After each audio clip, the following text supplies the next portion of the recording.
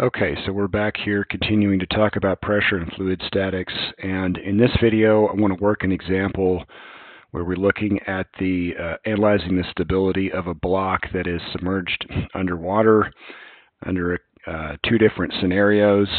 And here you can see the two scenarios where we have this block that's slightly lighter than water, so it floats, but part of it is submerged and part of it is above, and we're looking at two different orientations.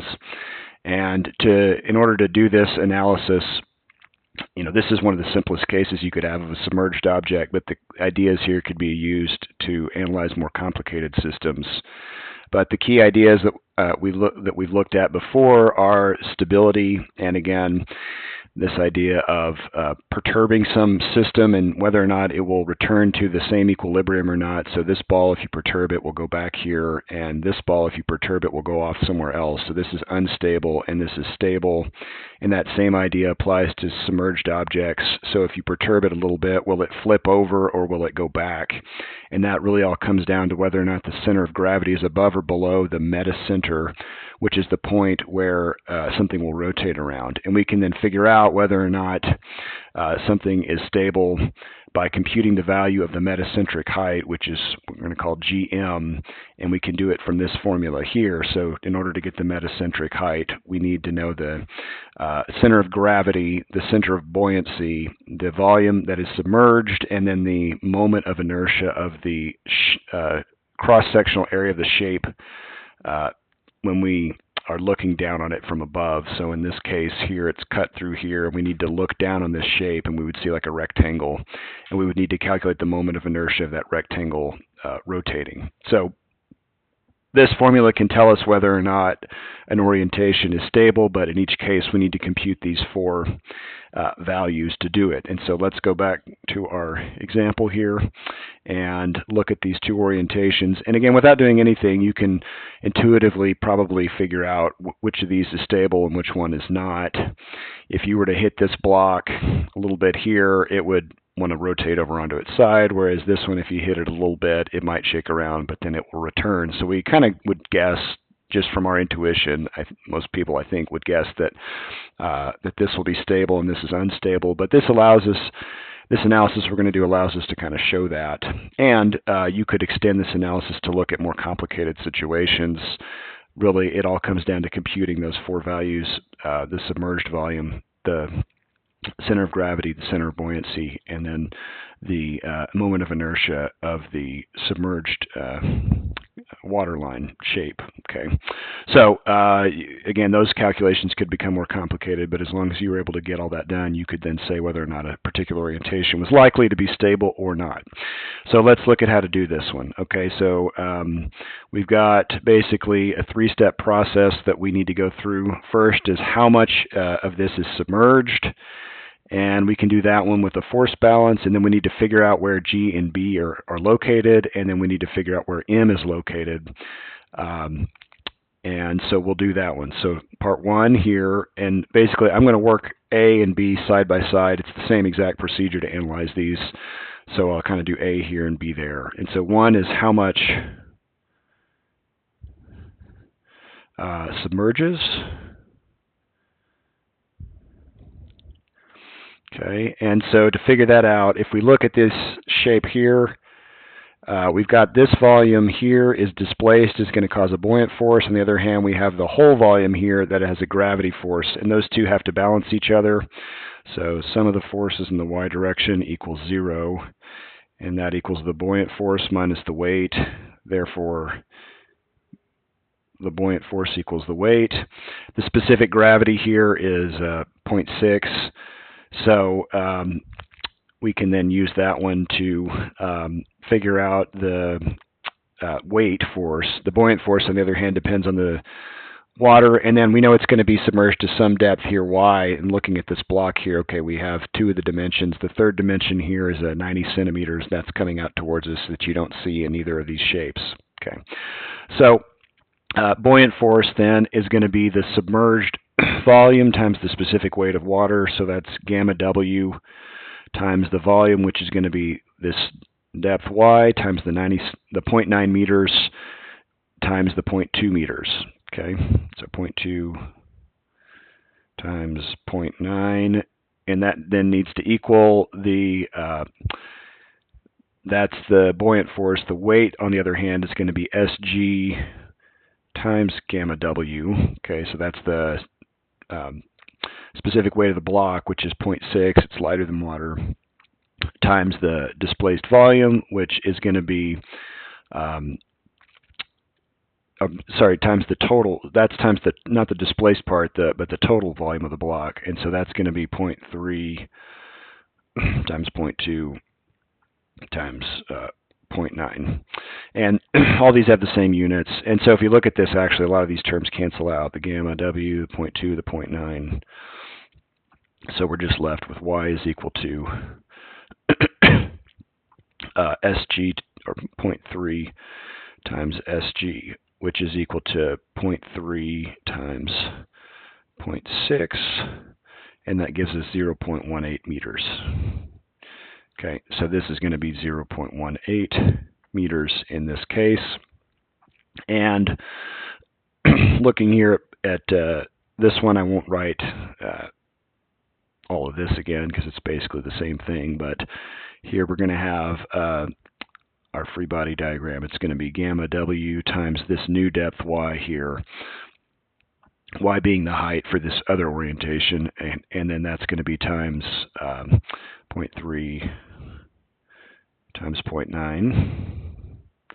Okay, that's the volume of this submerged part of the block, and that needs to be equal to Sg times gamma W times the whole volume again. That's the same as on the other example, 0.3 times 0.9 times 0.2.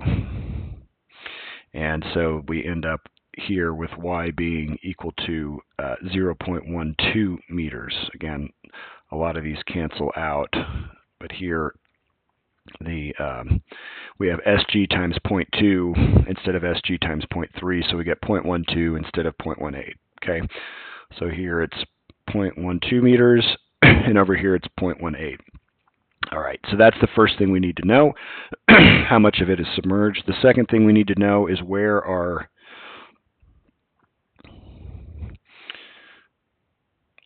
G and B, the center of gravity and the center of buoyancy.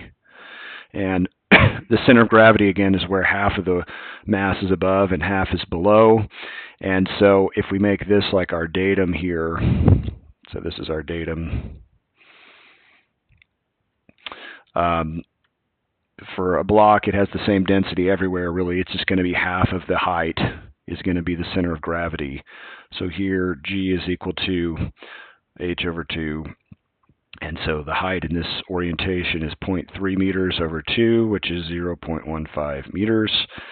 And on the right here, the height is 0.2, so G is equal to 0.2 over 2, which is 0.1 meters. Okay. The center of buoyancy, on the other hand, so that's going to be where half of the submerged water is above and half of the submerged water is below. So that only looks at the bottom part of this block, and that's going to be at y over 2. Okay, so basically if this is the submerged height, it's going to have to be half of that is above and half of that is below. So B is equal to y over 2, and so that is going to be 0.09 meters in this case, and on the right it's going to be 0.06 meters. Okay, so that's the center of the height of the center of gravity and the height of the center of buoyancy. All right, so that's the next thing that we need. And then where is the metacentric height? And so to do that, we're going to need to compute Vs, the submerged volume. And so we know now this height y, and we know the width and then the distance out of the page. And so Vs we can compute. That's the submerged volume.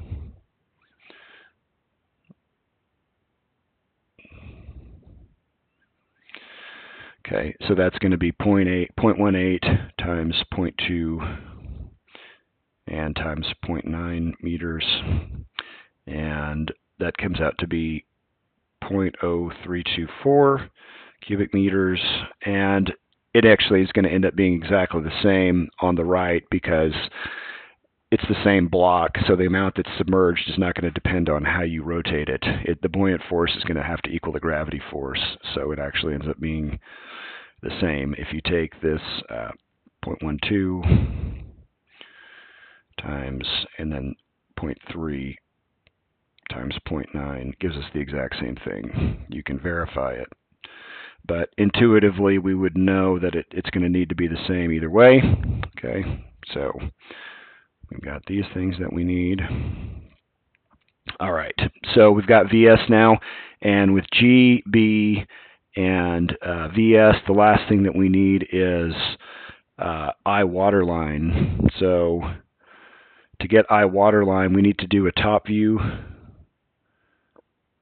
And if you look down on this one, so that is looking down this way, it's going to have a base towards us of 0.9 and then a height of 0.2.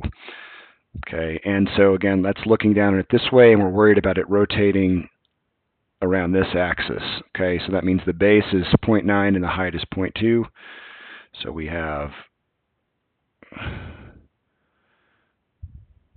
0.9 by 0.2, and then this is our rotation, axis of rotation.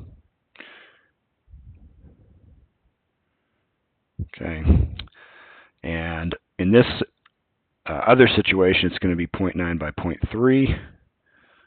Okay, so 0.3 meters by 0.9 meters. Okay, and so the moment of inertia there is going to be, for a rectangle, it's 1/12 of the base times the height, and so you have to make sure you get B and H right. And again, we're worried about it rotating this way. If it was longwise, we wouldn't worry about the big end rotating. It's this one that would be likely to cause it to overturn, right? So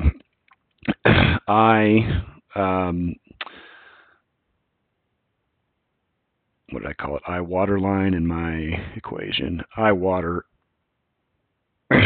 is equal to 1/12 BH cubed. And again, this is a formula you would have to look up for the particular geometry of the shape that you are analyzing. And so for a rectangle, it's 1/12 BH cubed. You can go find that in a table somewhere. Okay, so here, 1/12 of 0.9 meters times 0.2 meters cubed gives us I waterline of 0.0006 meters to the fourth. And in this case, I water is 1/12 of 0.9 times 0.3 meters cubed, which gives us a value of 0.002025. That's what I got, meters to the fourth. Okay. All right, so this gives us everything that we need now to use our formula here to analyze this. And so, yeah, the last thing we need to know is to compute GM. So where is M? And we can compute GM, that is the metacentric height. And that is equal to, from our formula on the last page, I water over V submerged, and then minus G plus B. Okay, and so GM here for this shape is going to be I, which was 0.0006 meters to the fourth, divided by V, which is 0.0324 meters cubed, and then minus G, which is 0.15 meters from our datum, and then plus M, which was 0.09 meters, and I got that GM is equal to negative 0.041 meters, and that means it's not stable because it's negative. Okay, we'll draw a little frowny man. We need to fix that. On the other hand here, for the right case, we have 0.002025 meters to the fourth divided by 0.0324 meters cubed minus 0.10 meters and then plus 0.06 meters, and we get GM is equal to 0.0225 meters, and so that's positive, so it's a smiley face. Okay, so this shows you how you can do stability analysis for a block. Again, this is one of the simplest shapes, but the same idea applies. You really just need to compute these things. You've got to figure out how much is going to be submerged using a force balance. If you had lots of objects that were connected together with different densities, you'd have to do like weighted averages for that. And then you have to be able to figure out the submerged shape and worry about its moment of inertia about that shape. So you'd have to be able to look at the geometry and do that calculation and figure out where the center of gravity and the center of buoyancy are going to be given how much it weighs and how much is submerged. But this is the basic idea. So we'll pick up here in the next video.